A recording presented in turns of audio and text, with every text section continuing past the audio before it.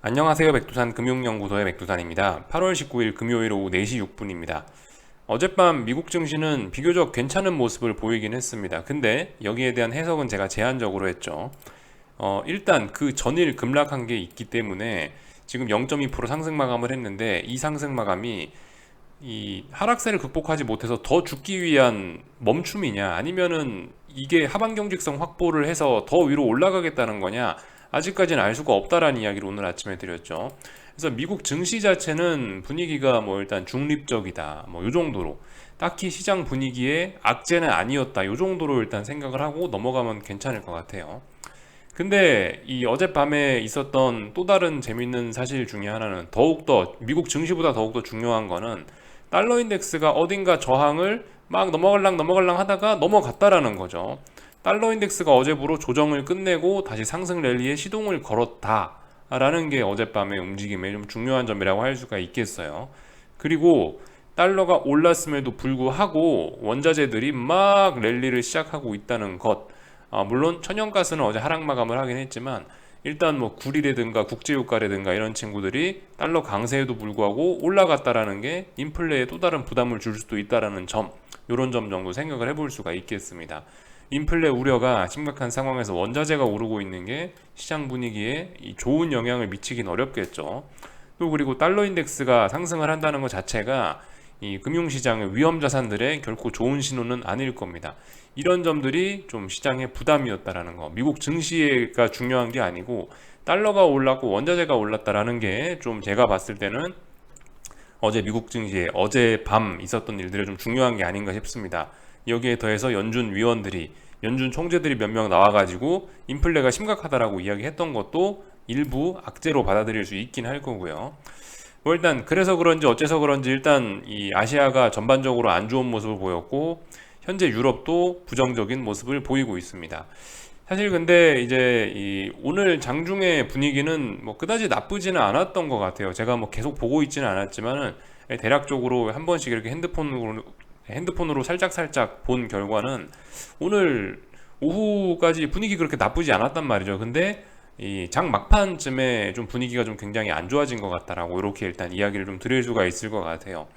유럽 쪽도 선물 시장이 나쁘지 않았던 것 같은데 결과적으로 조금 전에 안 좋아지기 시작한 거거든요. 분위기가요.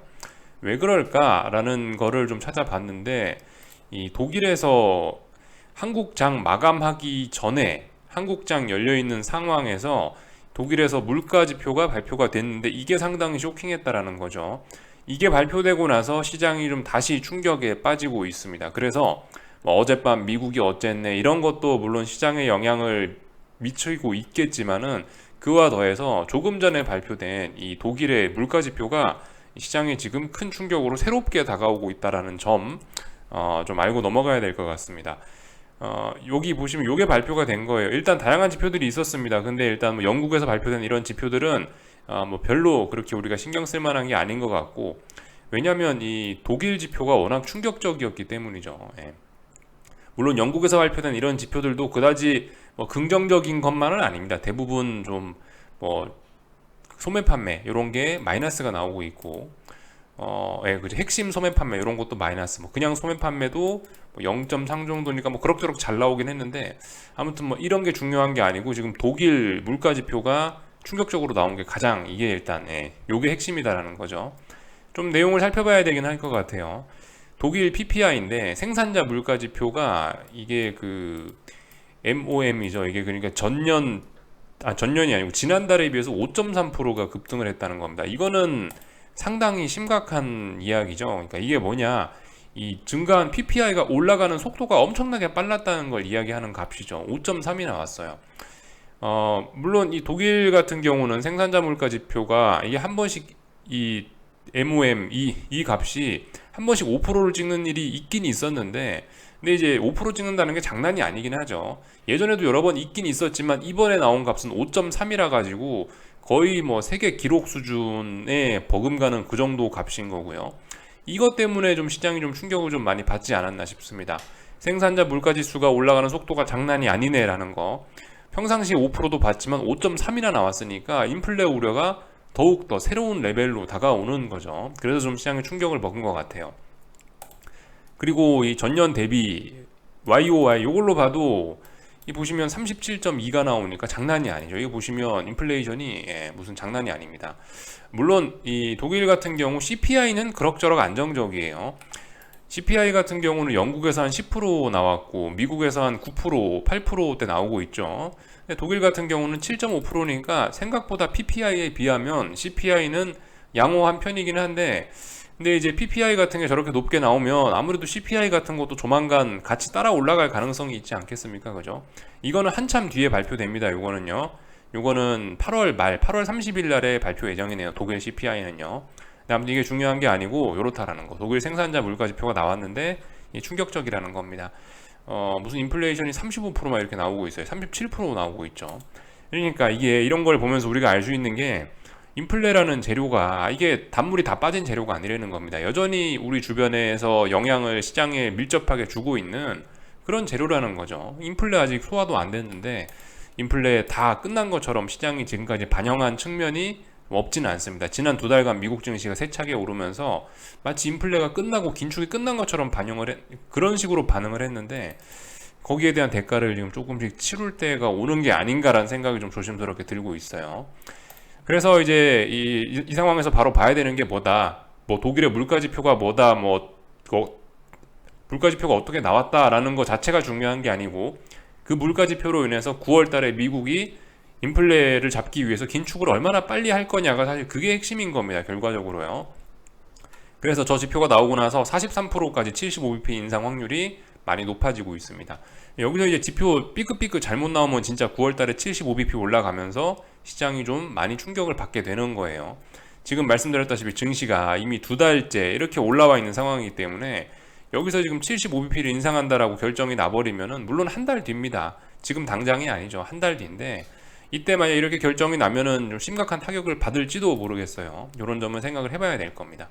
그래서 일단 이 정도 내용을 좀 살펴봤고, 사실 또 이 독일의 물가지표 쇼크를 이렇게 생각해 볼 수는 있어요. 그러니까 지금 같은 경우는 어떤 거냐면은 지금은 독일의 PPI가 높게 나왔다, 물가지표가 높게 나왔다, 인플레 우려가 심각하다, 아이고 무섭다 라고 해서 지금 주식시장이 지금 흔들리는 것이거든요. 여기까지만 지금 생각하고 시장이 움직이는 거예요.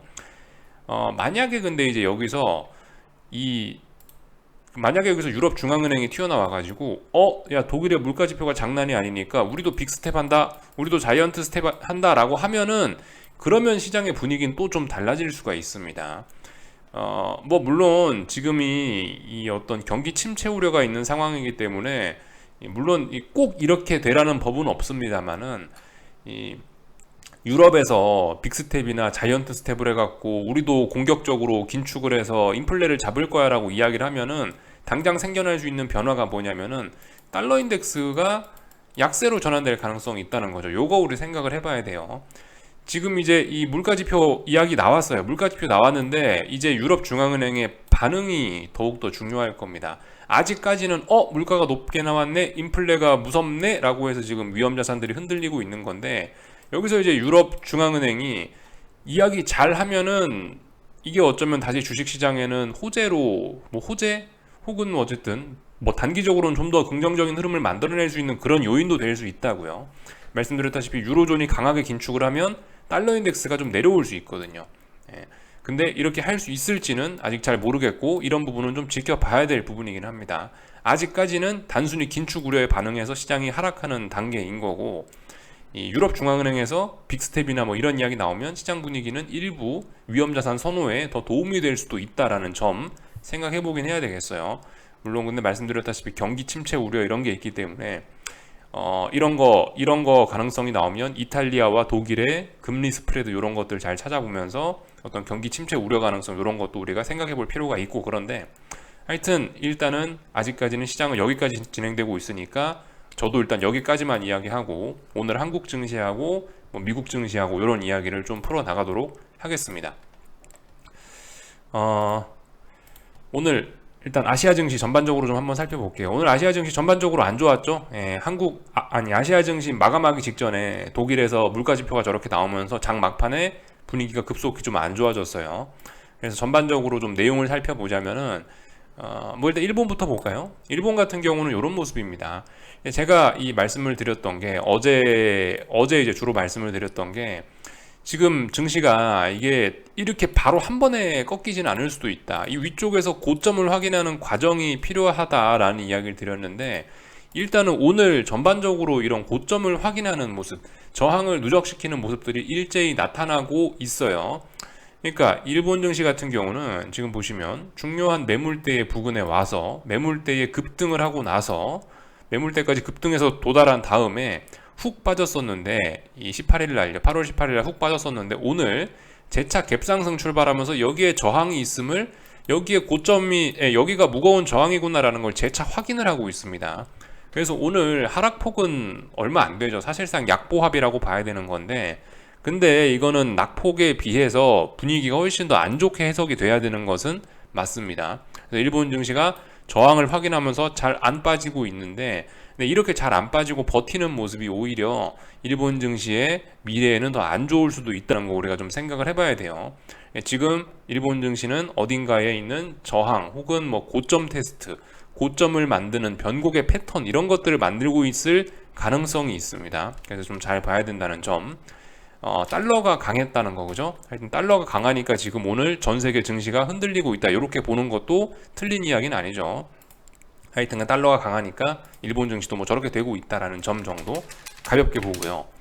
중국 증시 같은 경우도 그래요. 오늘 보시면 장중에 급등했었다가 장중에 급등까지는 아니고 조금 올랐다가 이제 밀렸죠.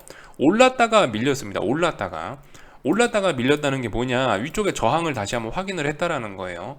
그래서 지금 이 계속 상해종합 잘 보여드리는 이유가 여기 고점 높이, 여기 고점 높이, 여기 고점 높이를 잘 봐야 된다. 고점이 지금 미세하게 낮아지고 있다. 여기와 여기도 고점이 좀 미세하게 낮아지고 있다라는 점 보여드렸고 이렇게 고점이 낮아지고 있다가 어딘가 중간에 중요한 자리 붕괴시키면 와장창 할 수 있는데 바로 오늘 그 와장창의 어떤 와장창 할 수 있는 그런 중요한 지지선을 오늘 장중에 붕괴를 시킨 겁니다. 그러니까 앞으로 중국 증시 같은 경우도 단기적으로 더욱더 방향이 아래쪽으로 쏟아질 가능성이 이제 높아진 거죠. 그래서 오늘 중국 증시도 위로 올랐다 빠지는 바람에 저항을 확인했고 일단 아래쪽으로 가야 될 타이밍이 아래쪽으로 갔습니다. 그래서 일단 뭐 추세가 역시 무섭구나. 중장기적인 하락 추세가 무섭구나. 이런 생각을 다시 한번 하게 되고요. 위안화 같은 경우도 오늘 레벨업을 시도하고 있습니다. 그죠? 그래서 오늘은 전고점에 도전을 했어요. 전고점이 이 자리입니다. 여기 오늘 일봉 자리를 잘 보시면 이렇게 전고점 자리에 도전했다가 살짝 밀렸죠. 이거 넘어갈 의지가 있다는 거예요.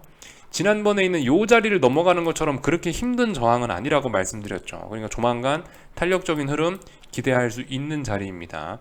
위안화가 이 자리를 넘어가면 이제 본격적으로 위안화가 중국 증시의 발목을 잡는 그런 현상이 충분히 나타날 수 있겠죠. 그래서 위안화 같은 경우 상당히 위험한 자리에 와 있다라는 거. 그리고 지금 이 전 세계 증시의 움직임이나 원화나 위안화나 달러화나 유로화나 움직임들이 지금 다 일관적으로 어떤 방향성을 가리키고 있죠. 이제 슬슬요. 방향성 모색을 하고 있는 가운데 거의 이제 방향성이 결정이 돼가는 듯한 모습입니다. 그래서 일단 이 정도까지 살펴봤고요. 위안화가 위험한 자리에서 이 레벨업을 시도하려고 하고 있다까지 살펴봤습니다. 독일 증시, 조금 전에 개장한 독일 증시까지 좀 살펴보자면은 사실 그렇죠. 그 독일 증시 같은 경우도 제가 말씀을 드린 게 이렇게 강했던 게 한 번에 죽지는 않을 거다. 여기 어딘가 고점을 다시 한번 확인한 이런 절차를 거치지 않겠냐라고 이야기를 해드렸는데 근데 일단 생각보다 시장이 약해요. 그죠? 생각보다 시장이 약해가지고 결과적으로 어제도 보면은 중요한 저항을 돌파안착하지 못한 거고 저항만 확인한 꼴이고 오늘 물가지표 쇼크 때문에 일단 개파락 출발을 했단 말이죠. 그렇게 되면 더욱더 이 저항이 의미를 가질 수가 있을 겁니다. 아무튼 여러 번 고점을 확인할 수 있다는 거는 저의 그냥 의견일 뿐인 거고 실제적으로 이 선을 넘지 못하면 계속 이제 반등시 매도 전략이 가능한 그런 자리라고 생각하시면 되겠죠. 그래서 일단 물가지표 쇼크로 인해서 개파락 출발해서 이 저항 돌파한 착은 일단 조금 더 가능성이 좀 낮아진 것이 아니냐 일단 이렇게 보고 있습니다. 물론 조금 더 지켜봐야 되겠죠. 그죠? 오늘 이제서야 유럽 시장은 개장한 거니까요. 지금 뭐 장 초반에 저걸 보고 뭐라 크게 이야기할 건 없습니다. 이 정도 살펴봤고, 오늘 한국 증시 이야기를 좀 하자면요. 오늘 한국 증시도 어때요? 좀 답답했죠, 흐름이요. 예, 장중에 막 반등 크게 나오고 그러면서 깝깝했는데, 일단 장 막판에 이것도 독일 물가지표 나오면서 하락을 해서 이렇게 이런 모습이 나왔습니다.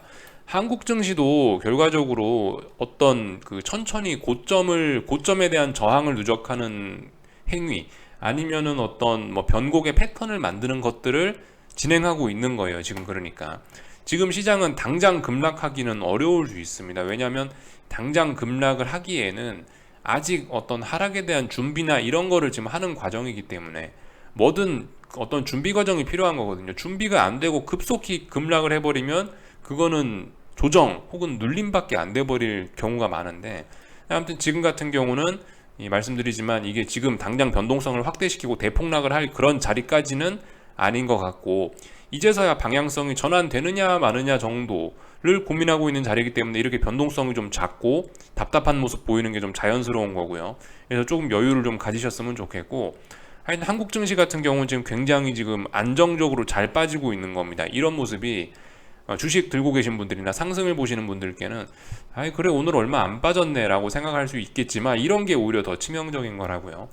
오늘 한국 증시도 보시면 330 부근까지 올랐다가 또 빠진 겁니다. 그러니까 위쪽까지 상승 시도했다가 빠진 거기 때문에 이 저항을 누적시키는 의미가 있어서 더욱더 이건 건강에 치명적인 그런 음봉이라고 할 수가 있겠죠.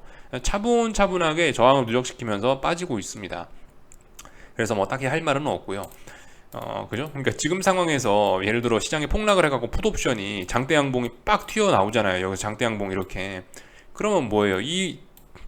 그 풋옵션들이 이렇게 하락 추세에 나오고 있기 때문에 여기 장대 양봉 나와버리면은 이 바로 매도 압력 딱 받을 가능성이 굉장히 높거든요.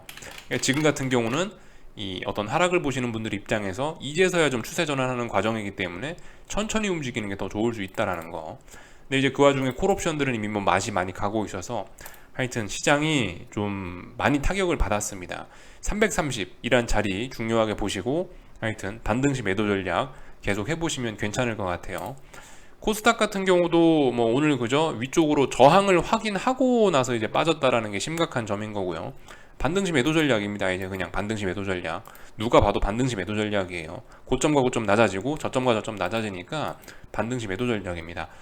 다른 거 뭐 더 할 이야기는 없고, 원달러 환율 같은 경우는 오늘 이렇게 그죠? 볼린저 밴드를 찢어 놓은 상태에서 볼린저 밴드 안쪽으로 들어온 것도 아니고 굉장히 차분하게 잘 마감을 했습니다. 결과적으로 이 전고점 1330원 자리에 있는 매물을 소화하는 과정을 거쳤다라고 보이고, 이런 게 더 무서운 거예요, 여러분들. 이렇게 이 볼린저 밴드를 찢고 나왔다는 건 굉장히 강력한 매수세가 등장했다라는 이야기인데, 근데 굉장히 강력한 매수세가 굉장히 강력한 매수세 덕분에 이 장중에 갭상승 많이 했지만, 그래서 차익 실현 매물이 장중에 나왔지만, 그럼에도 불구하고 도치형으로 시가와 종가가 같은 모습으로 매수세를 하루 종일 잘 유지했다라는 거죠. 지켜야 될 그 가격대를 잘 지켰다라는 거죠. 그래서 뭐 비교적 차분하게 에너지를 잘 아껴 쓰고 있는 이런 모습입니다. 멀리 올라가기 위해서 지금 힘을 잘 아껴 써서 올라가고 있는 그런 모습이에요. 원달러 환율도 이렇게 움직이니까 이게 아무래도 좀 한국 증시에는, 대형주에는 굉장히 안 좋은 모습이 될 수 있겠죠. 그래서 현재 위안화와 굉장히 비슷한 자리에 와 있습니다. 위안화 전고점 자리, 원달러 환율 전고점 자리 비슷한 자리에서 지금 둘 다 매물 소화하고 있죠. 근데 이거는 아래쪽으로 꺾이긴 쉽지 않아요. 이렇게 해서 싼 고점 만들겠다 그런 의지는 아닌 것 같죠, 그죠? 예. 하여튼 원달러 환율 우상향 잘 가고 있다라는 거. 저는 뭐 증시는 어떻게 될지 모르겠지만 하여튼 달러 강세 요거 하나는 거의 뭐 확실하다고 보고 있고, 그거 하나 믿고 지금 이 시장을 보고 있습니다. 그걸 기준으로 해서 시장을 보고 있어요.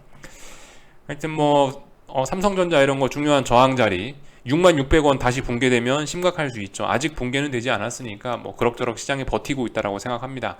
아직까지 뭐 잘 버티고 있는데, 삼성전자 같은 것도 잘 보셔야 되는 게 8월 5일 고점 61,900원, 오늘 고점 61,900원, 그죠? 고점 일단 갔습니다. 고점을 더 이상 높이진 못했네요. 이런 점들 좀 잘 보긴 해야 될 거예요. 뭐 다른 거 LG 에너지 솔루션 이런 것도 차분하게 지금 저항을 누적시키면서 잘 빠지고 있습니다. 44만 원 정도, 44만 4천 원, 44만 3천 원 이 자리가 중요하다라 말씀드렸죠. 이 정도까지는 아직 눌림일 수 있어요. 근데 44만 3천 원 이 자리 붕괴되면은 이제 좀 시장이 본격적으로 코스피도 변동성 확대될 수 있겠죠. 시장이 급락하는 건 아마 44만 3천 원 붕괴되는 이 순간, 아마 이 순간쯤에 코스피가 좀 힘들어질 수 있을 거예요.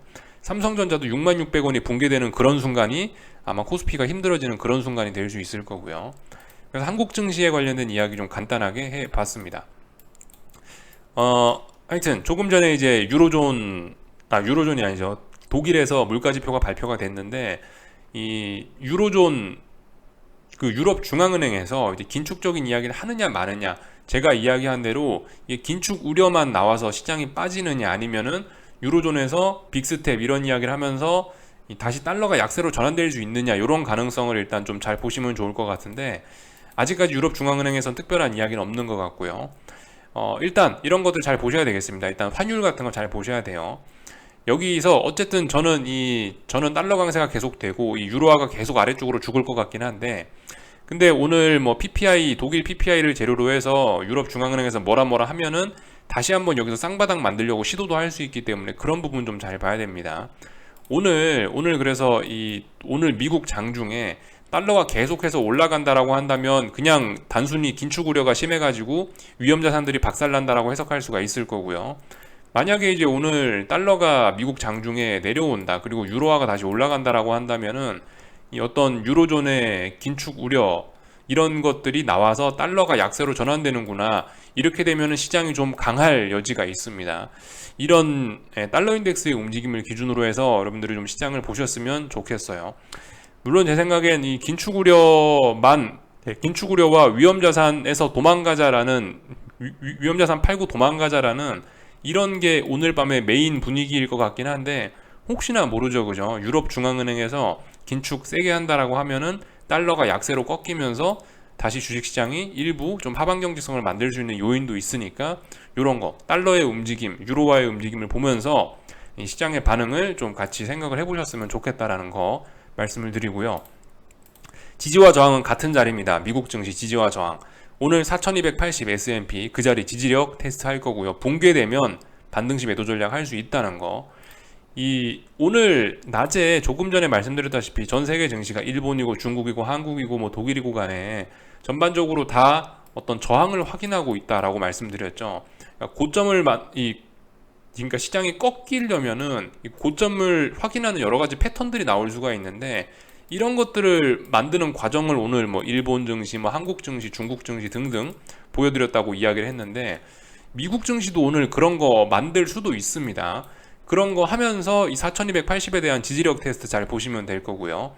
나스닥 같은 경우는 좀 아직 여유가 있죠. 13,330, 뭐 13,320 이 정도 자리가 중요한 지지력이니까, 하여튼 그런 자리들 지지력 테스트, 혹은 나스닥 같은 경우는 위쪽으로 좀 올려치면서 또다시 어떤 저항을 쌓는지, 그런 여부들 좀 잘 살펴보시면 될 것 같아요. 그러니까 미국 증시 같은 경우도 그렇단 이야기죠. S&P 같은 거 보시면은 여기서 한 번 더 올려치면서 뭐 이런 식으로 뭐 어떤 저항을 누적시키는 이런 모습들 만들어낼 수도 있다는 거. 하여튼 근데 뭐 이렇게 되든 저렇게 되든 간에 중요한 거 지지와 저항만 잘 보자고요. 4280짜리, 그리고 나스닥 13320, 13330 이런 자리들이 지지선이니까, 이런 자리들을 어떻게 하느냐에 따라서 여러분들이 대응을 각기 다르게 하시면 될 것 같습니다. 그래서 이 정도 이야기를 드려봤고요.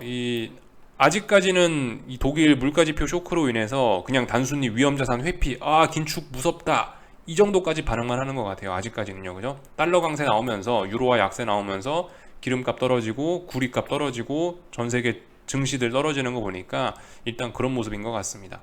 금리도 오르는 거 보니까 뭐 일단 아직까지는 그냥 긴축 우려다, 이 정도까지만 지금 시장이 반응을 하고 있는 것 같고요. 금값 같은 경우도 그렇죠. 이 금값 같은 경우도 보시면 이 달러 인덱스가 강하니까 이렇게 계속 내려오고 있는 모습, 이런 모습들 좀 살펴보실 수가 있겠습니다.